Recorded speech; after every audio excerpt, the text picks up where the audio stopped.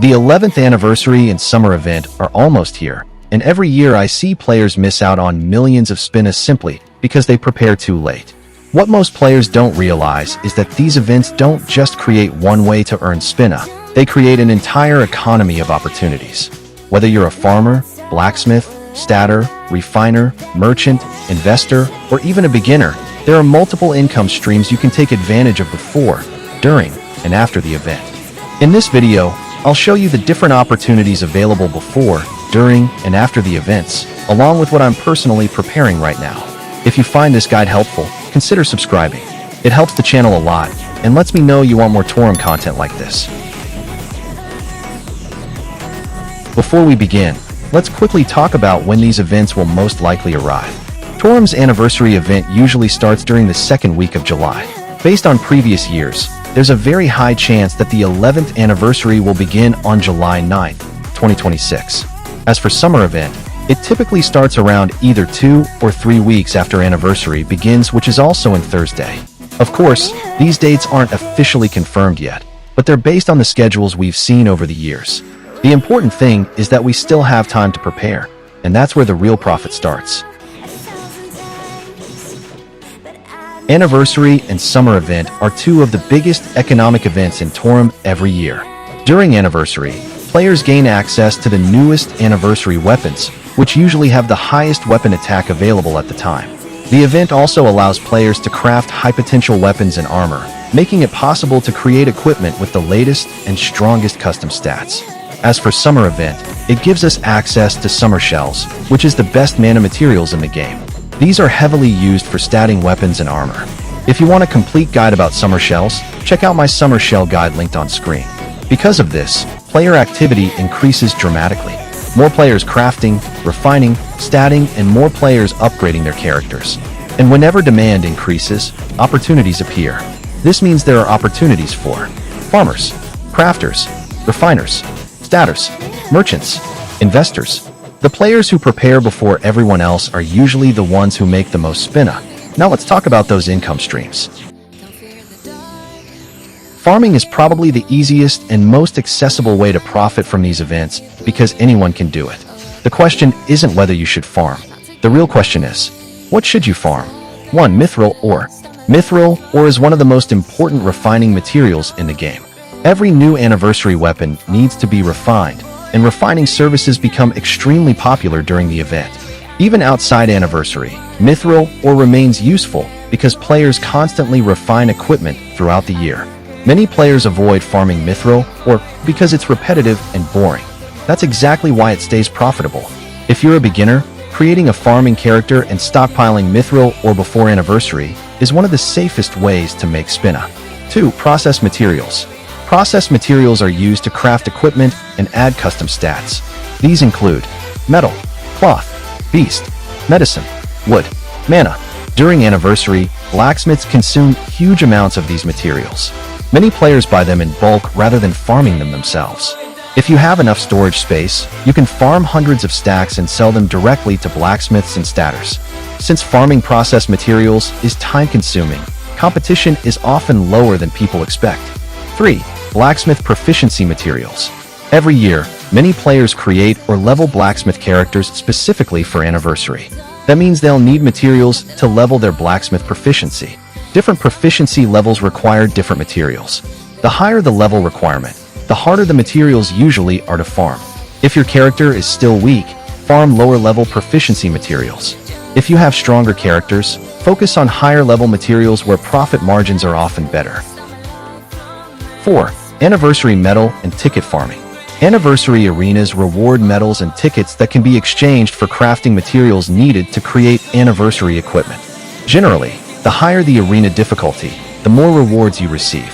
Many players farm the latest anniversary arena because it offers the best rewards. There are also X arenas from previous anniversaries that newer players may find easier. The important thing to understand is that medals and tickets themselves are not tradable. So if you're farming these, you'll get the most value if you have your own blacksmith character that can craft equipment. Who should focus on farming? If you're a beginner or don't have a developed blacksmith yet, farming should be your primary focus. It's the easiest way to generate consistent Spina without requiring specialized characters. But if you already have a blacksmith character, the next methods can be even more profitable. Weapon and armor crafting. This is where some of the biggest profits happen. During Anniversary, players want high attack weapons, high potential equipment, rare 2-slot equipment. A single successful craft can sometimes be worth more than several days of farming. That's why many veteran players spend months preparing their blacksmiths before Anniversary begins. To take advantage of this, you'll need high-level blacksmith characters and high proficiency levels.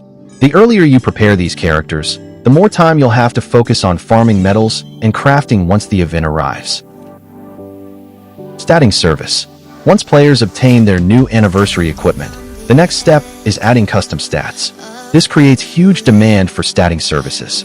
Every year, countless players look for trusted statters to add the newest custom stats to their weapons and armor. Some players even attempt high-risk OP stats with low success rates. When these attempts fail, more materials are consumed and additional attempts are needed.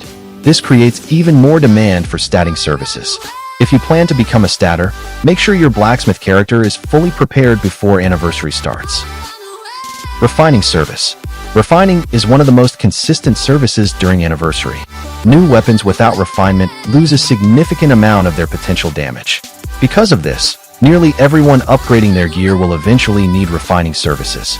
This creates steady demand throughout the event.